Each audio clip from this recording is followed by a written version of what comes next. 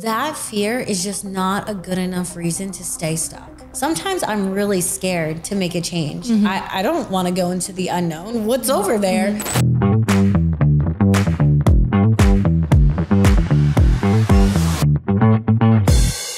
Hey besties, welcome back to another episode of I Missed Me. My name is Mafe. I am your host and I am so happy and so grateful that you're here.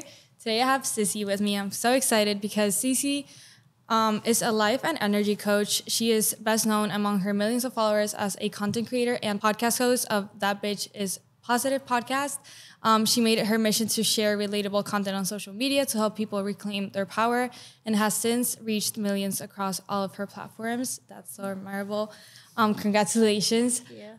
Today we're going to talk about relationships, being ghosted, heartbreak, all of those things, which I know my listeners love. So today's going to be such a good episode. My first question to you is, how can someone, because you talk a lot about ghosting, and I know that you're about to launch a book, which we'll talk about on the episode, but there's a very common theme of being ghosted on like my listeners. So how can someone stop getting ghosted?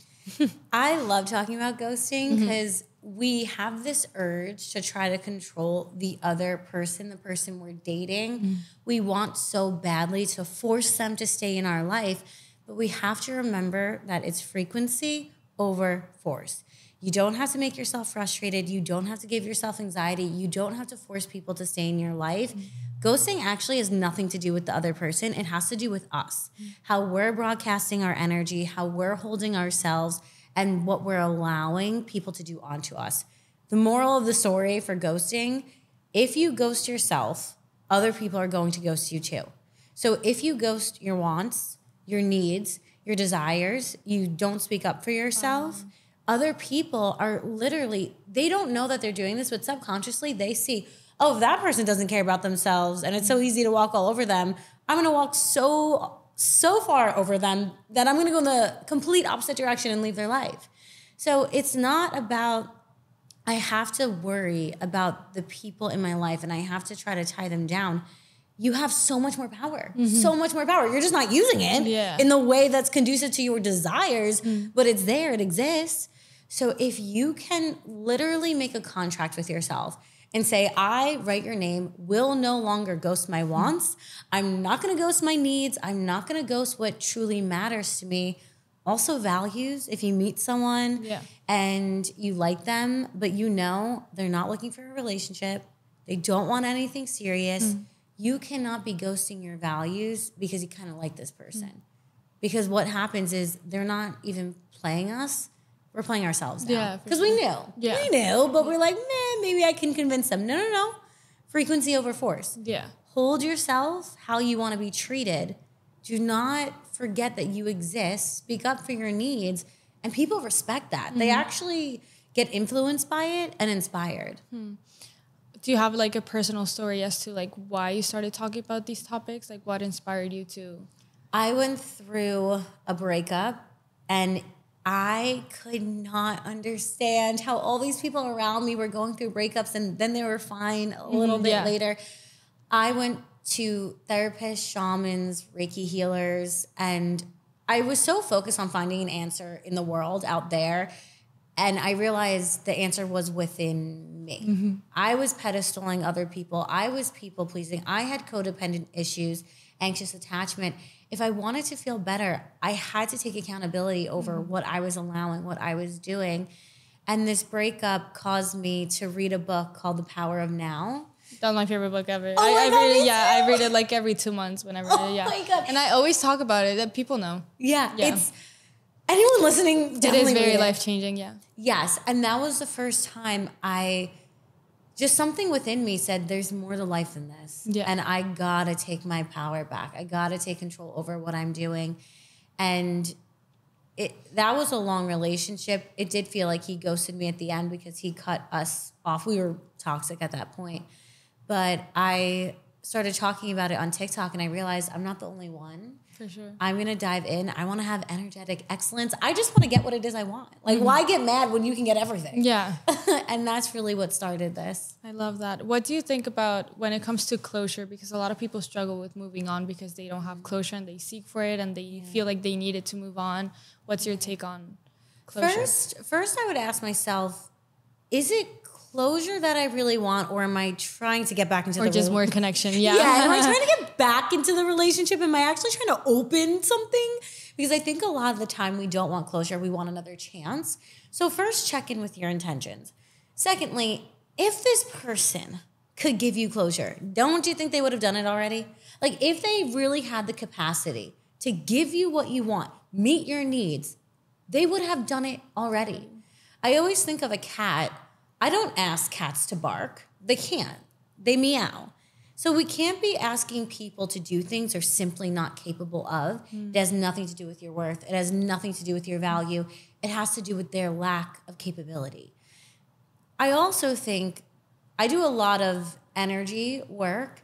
And when I felt like I needed closure from my ex, what you can do, and this is actually something, I have a 21-day breakup glow up challenge. Created it because of the things I went through to help people move through.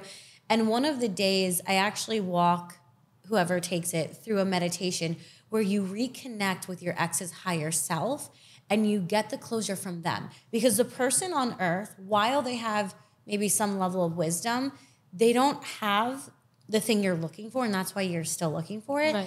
But if you connect to their higher self, you can actually have a conversation with your ex's higher self. Get the closure that you need. Say what it is you haven't expressed to them that you want to get off your chest as well. That's so interesting. Yeah. You talk about something called the self-awareness assessment. Can you explain kind of what it is a little bit? Yeah, I think a lot of us, and I'm so guilty of this too, but we go throughout our day and maybe we're stalking our ex today. We're spending too much time doom scrolling. And we don't realize how much of an effect our actions are having on our emotional body and our mental health. And basically, I would just invite people to become aware of how they're spending their time. How much time are you doom scrolling? And what is this causing you to think about and feel about? I notice that when I am on my social media for too long, it does have a really negative effect on me. But if I'm on autopilot and I'm never, ever becoming conscious to how what I'm doing is affecting me, I can't break that cycle. And when you think about what we're doing on a daily basis, we kind of get into this hypnotic rhythm, and that's why it's hard to break habits because not being present and just like yeah, it's like you drive to the gym and you don't even remember the drive there. You're just somehow there. We're on autopilot. We're not conscious. And I think a lot of us are engaging with behaviors that are hurting us. So if you can, and all you do is write down, okay, I went to the gym at 9 a.m. This is how I felt after. I then doom scrolled for 2 hours. It was 2 hours, and this is how I felt after. These are the thoughts I'm having after. Get conscious of what you're doing and how it's affecting you. And you can do that on your phone, or you can write it on a piece of paper. But you have to wake up to how you're using your power, how you're using your thoughts. And if you have a negative thought, fine, but you don't need to have a second negative thought. That is in your control to say, actually, I'm going to choose to pick a better feeling thought and change the direction of the rest of my day. I feel like most of the times when we struggle to let relationships go, especially when they're toxic and when we know it's over, it's mostly because we fear being alone. Like we don't necessarily fear the letting go of the person, but the way that we're going to feel after letting go of a person. So how can someone get over that fear of being alone is okay? That fear is just not a good enough reason to stay stuck. It's never going to be. Sometimes I'm really scared to make a change. I don't want to go into the unknown. What's over there? We have to realize our ego craves familiarity. So yeah, there is going to be that feeling of, I want to go back. I'd rather just be with them because being alone is too scary and I don't know how to date other people and this is all new. That fear will be there. Get ready, buckle up. It's not a good enough reason to stay stuck. And you have to think, sometimes I really think about, and sorry to say this, but death.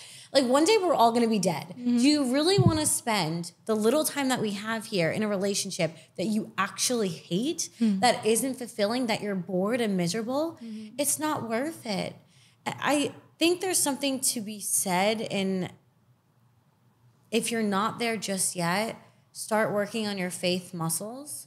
Look at your past experiences. When are times in your life that you thought everything was falling apart and 7 months later everything fell together? Okay.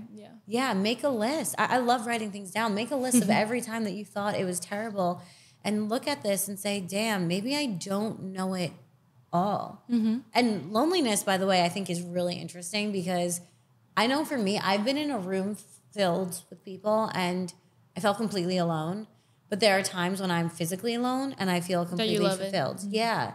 So I feel like loneliness is not really about our connection to others. It's about our connection to self and God. Wow. Yeah. I love that. And that's why sometimes we feel alone in relationships. That's the worst feeling, I think. Because there's literally someone there and it feels like they're not. And I've always said that it's scarier to end up with the wrong person than to end up alone. Yes. yes, a billion times yes. We know the horror stories of what people go through after they get married when it doesn't work out. Take your time, okay? Get to know yourself before you rush into this relationship because it's not worth it. Like you came all the way down to planet Earth to be a human and incarnate, and you have so much to offer for yourself. To give that up because of fear, well, we can't do that now. We can't act just from fear. What if we instead acted from faith? What if we placed more importance on that? Yeah, I love that. Yeah.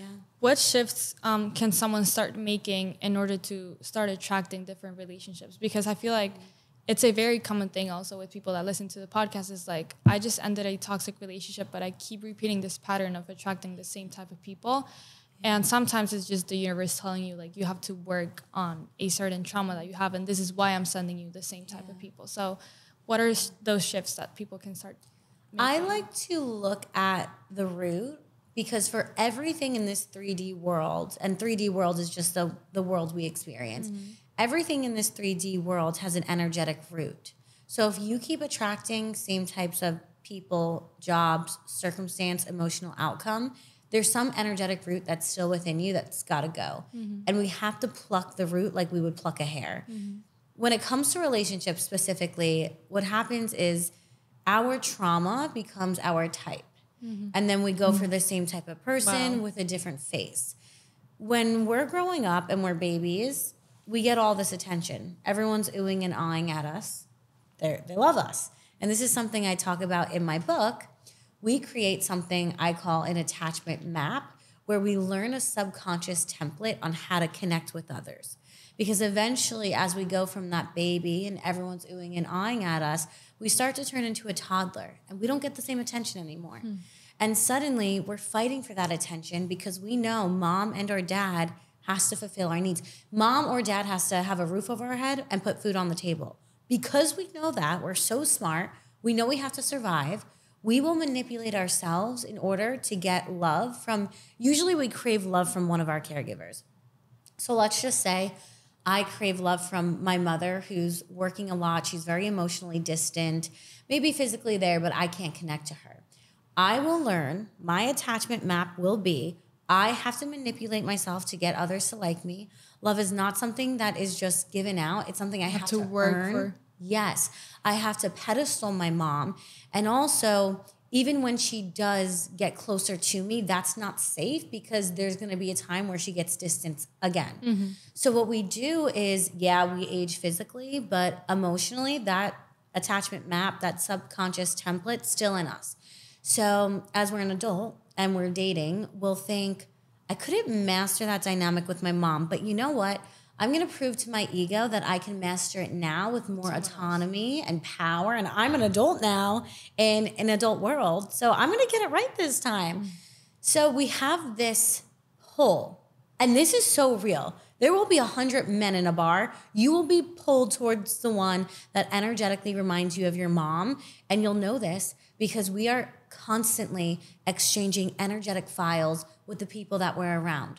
So that's how we know someone might be creepy, even though we have no evidence, or, you know, the new friend in the group who you do not like, you have no evidence, but you just have a feeling, that person you don't like, you don't know why you don't. Yeah, we're picking up on energetic files. And so we will be pulled towards the person that reminds us of that caregiver because we're trying to master the situation and our trauma becomes our type.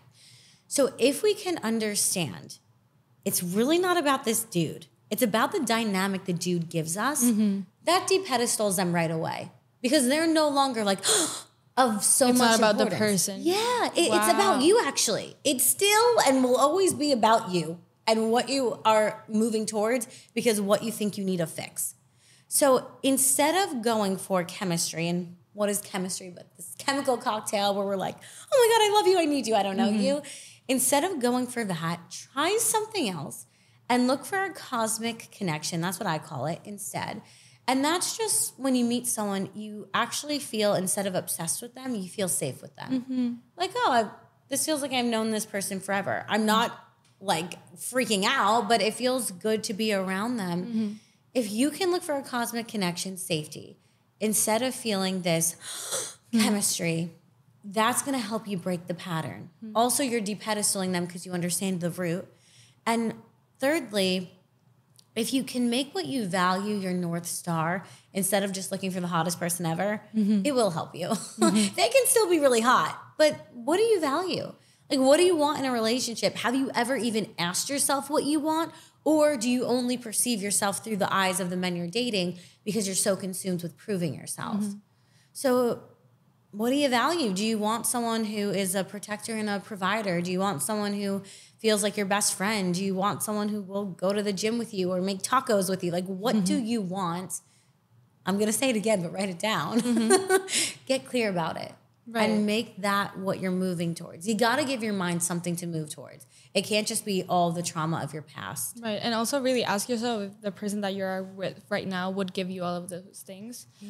Because sometimes like we're manifesting a certain person, but our behaviors are not aligned with what we're manifesting. So it's just never going to happen. Yeah. You went through a very hard breakup and it taught you a lot of things about breakups. What are like your maybe main thing or three main things that you would say, like, this is how you actually get over a breakup? One, don't put pressure on yourself. Time is really weird.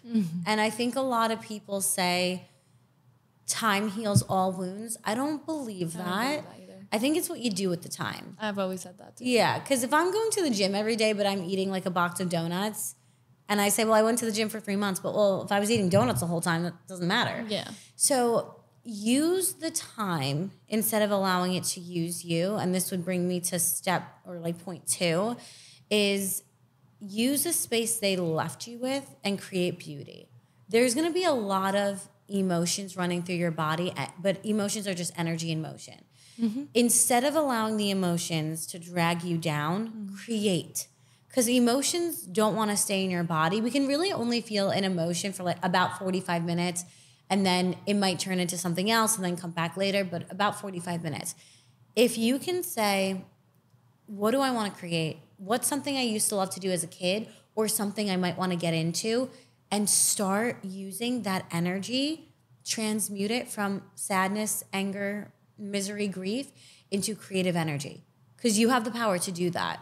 Energy is energy at the end of the day, whether it's happy energy or sad energy. You can take energy and say, I'm going to use it as fuel to make that TikTok, to make that painting, to even go do a workout, move your body.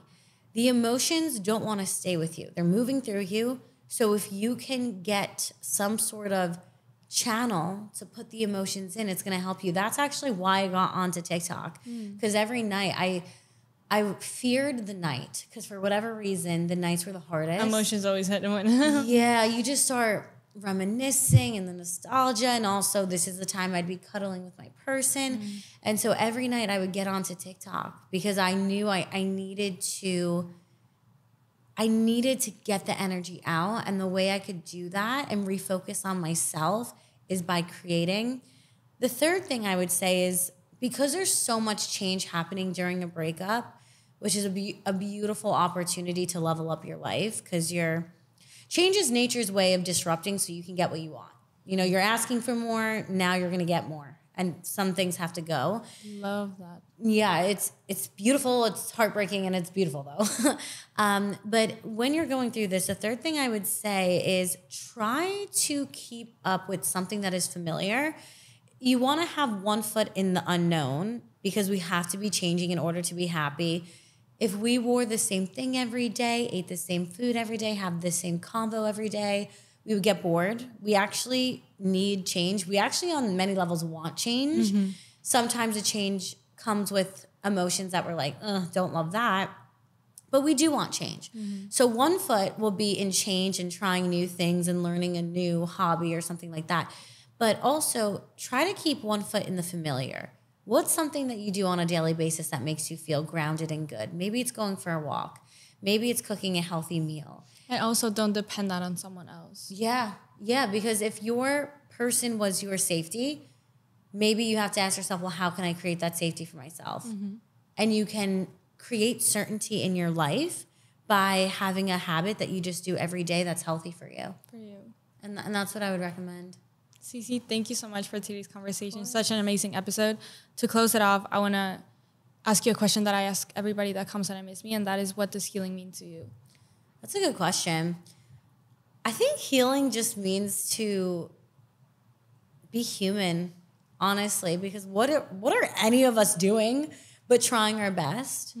And I think healing it's fun because it's so messy. And I think there's a little part of us all that wants that little mess because it allows us to just be authentic. But I really think it means being authentically human and letting go of the behaviors you thought you had to engage with in order to be loved. I think it means letting go of who you think you have to be in order to be successful. And it means being brave enough to say, I'm willing to step into my true frequency. I'm willing to go out there and just see what life has to offer me. That's what I think it means. I love that. Thank you so much. Where can people find you? They can find me on Instagram at Vibin with Cii Cii. It's VIBIN with CII. And they can find the 21-day Breakup Globe Challenge there. They can find Show Up As Her, my upcoming book, April 30th. I'm so excited. So excited. This episode is probably going to come out after that. That's fine. That's fine. Yeah. It will be out then for everyone to... If everyone wants to read. Yeah. It's all about positive manifestation, relationships, the subconscious templates, and dating that we talked about. I give a lot of spiritual tools, but also practical tools that people can do just on a daily basis. And all the things are on my Instagram and my podcast as well, That Bitch Is Positive. You can find through my Instagram. I love that. Thank you so much. Thank you guys so much for watching. Don't forget to follow I Miss Me Podcast everywhere. I Miss Me Podcast on TikTok, Instagram, YouTube, literally everywhere. Don't forget to follow me on social media at Mafe everywhere. And don't forget that I also have a clothing brand, nonameproject.co, if you guys want to go get your hoodie. I will see you guys next week. Thank you so much for watching. With love, Mafe.